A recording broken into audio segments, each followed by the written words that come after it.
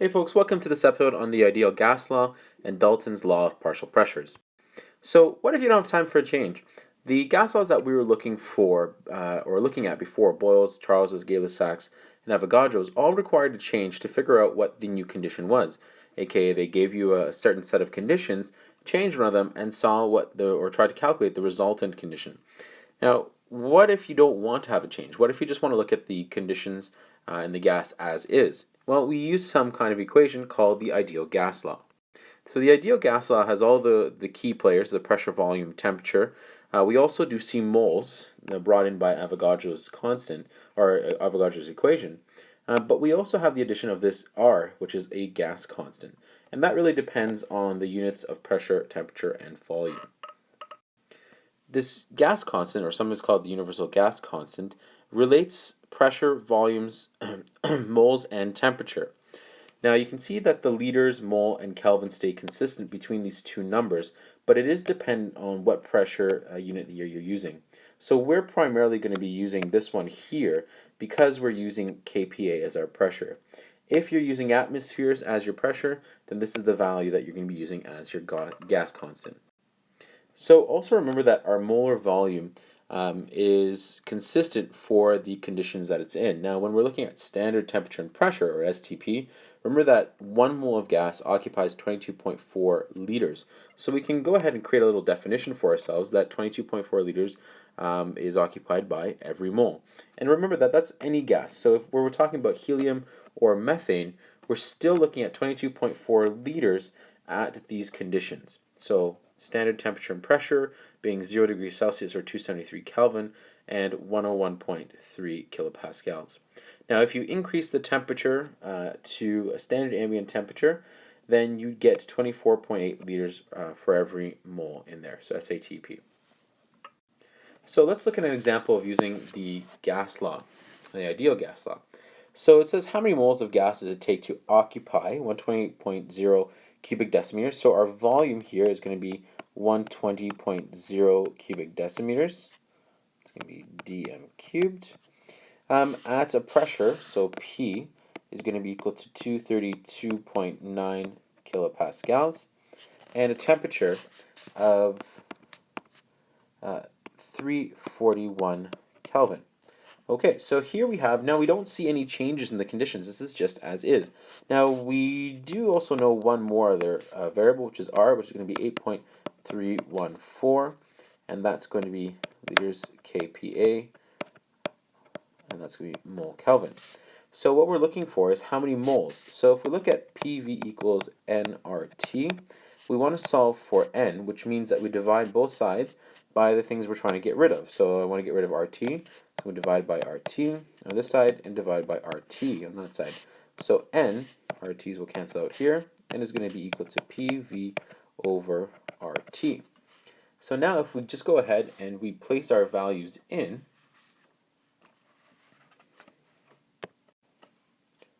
we'll have 232.9 kilopascals, and volume will be 120.0 liters. Remember that decimeters are the same as liters, so it's a straight conversion. Our R is going to be 8.314, that's liters kilopascals, mole Kelvin. And finally, our temperature is going to be 341 Kelvin. So our Kelvins will cancel out, our kPa's will cancel out, our liters will cancel out, and we'll be left with moles. And so our final answer here, we are going to get 9.858 mole. So our next question here is, what is the pressure inside the container if 50-liter container holds 45 moles of gas at a temperature of 200 degrees Celsius? So here's our volume, here's our N value, and here's our temperature, and it's asking us for pressure, and we also know the value for R. So this is a PV equals nRT equation. So here I've already listed my variables. I had to convert from Celsius to Kelvin by adding 273. And I have my PV is equal to nRT. Now once again, here I'm looking for pressure. So PV equals nRT. I want to isolate for P, so I need to divide both sides by V. My V's will cancel out here. And I'll get nRT over V. I plug in my values, and I get 3.5 times 10 to the 3 kilopascals.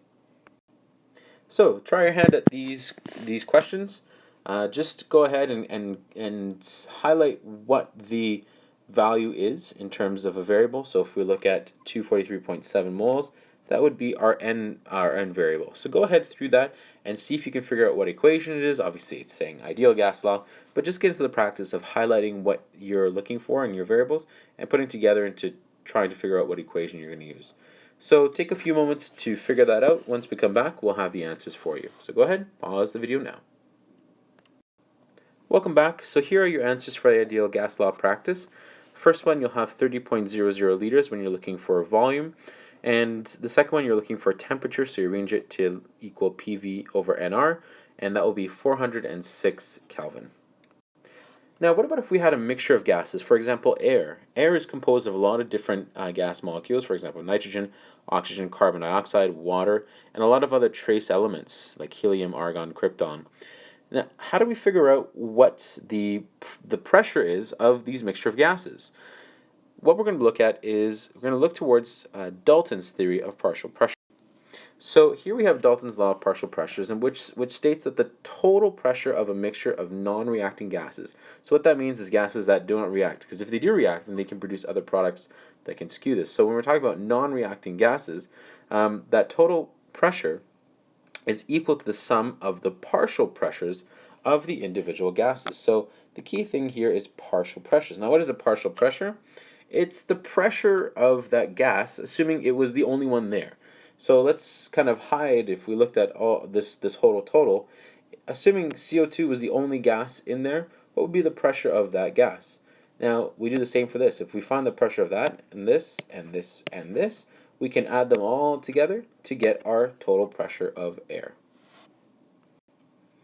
So here's what we're looking at. Here we have hydrogen and we have helium, and if we mix these two together by itself, it will have hydrogen will have a pressure of 2.9 atmospheres, helium would have a pressure of 7.2 atmospheres.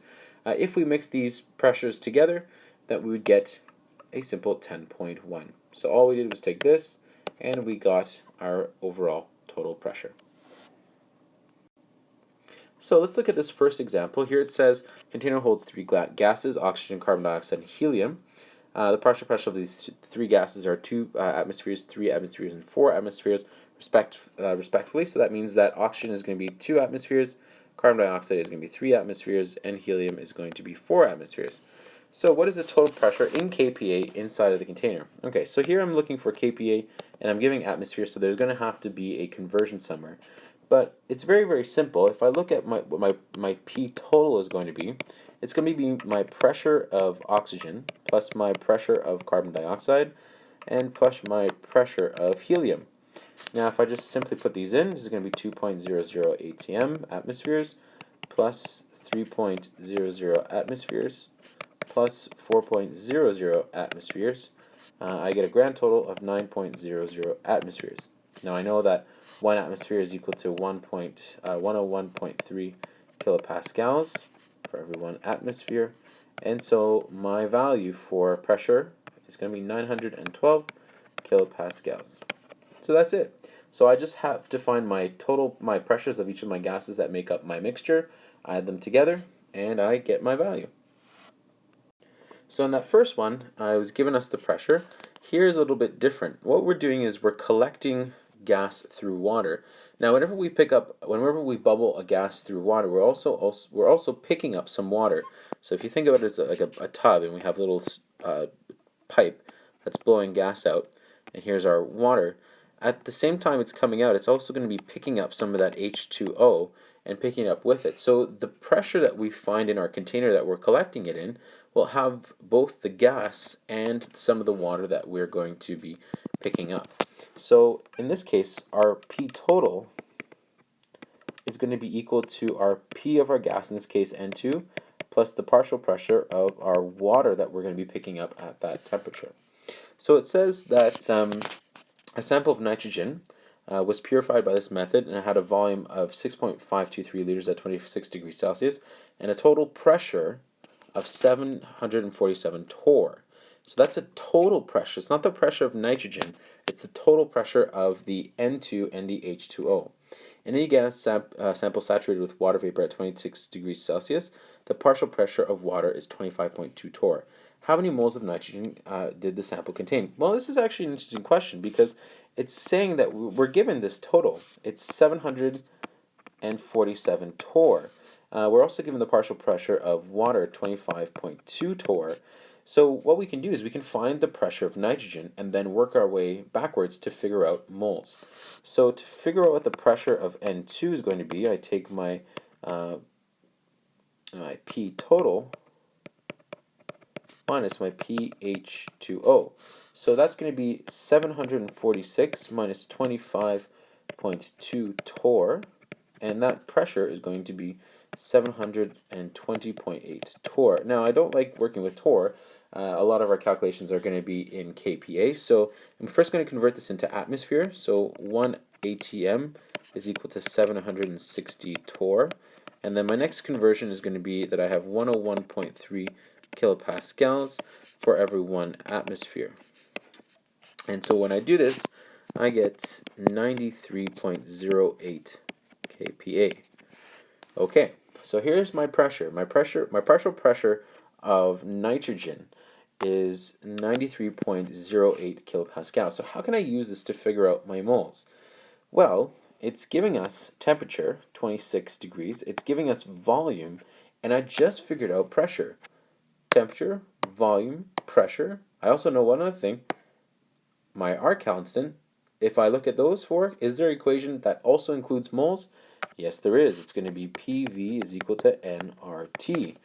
Now I can solve for n by rearranging. I get n is equal to PV over RT. So if I plug in my values that I've calculated and found, 93.08 kPa multiplied by 6.523 liters divided by 8.314, that's liters kPa, mole Kelvin, and finally 299 Kelvin. That's just 26 degrees Celsius plus 273. If I do this whole calculation, what I'll get is 2.4 times 10 to the negative 1 mole of N2. So try your hand at these questions over here. The first one, you're going to have to do a little bit of work here because it's asking us the partial pressure of each gas and what's the total pressure of the vessel. So you're given grams, so you're going to have to figure out a way to get pressure from grams. There's not a direct way, so you'll have to do some other little finagling there. And the second question is a ratio question. So try to figure that out, pause the video, and work on it. So go ahead, pause the video now. Welcome back. So the first step in figuring out the answer for the first one is that realizing that the P total is going to be equal to the partial pressure of each gas, which is going to be CH4 and O2. So if I know that, then I can figure out my partial pressures by first converting my grams into moles using my molar mass. Oh yes. So once I figure out my moles of each gas, then I can use my PV is equal to nRT equation and solve for pressure. I know what my moles are of each gas. I just found them there. Gas constant, my temperature is going to be 0 degrees Celsius, so plus 273 is going to be 273 Kelvin, and my volume is 15 liters, which is my vessel for both of them. So if I plug those values in, I'll get my partial pressures for each of my gases, O2 and CH4, and knowing that my total pressure is just a summation of those partial pressures, my final answer is going to be 113.5 kilopascals. Now in the second question, I have a container with two gases, the helium and argon, and it's 30% volume helium. So if I know that my partial pressure is 4 atmospheres, or my total pressure is 4 atmospheres, my partial is just the percentage of that. So I multiply the percentage, and I turn it into kPa, and I get my partial pressures of each gas of helium and of argon. Thanks very much for watching. See you guys next time.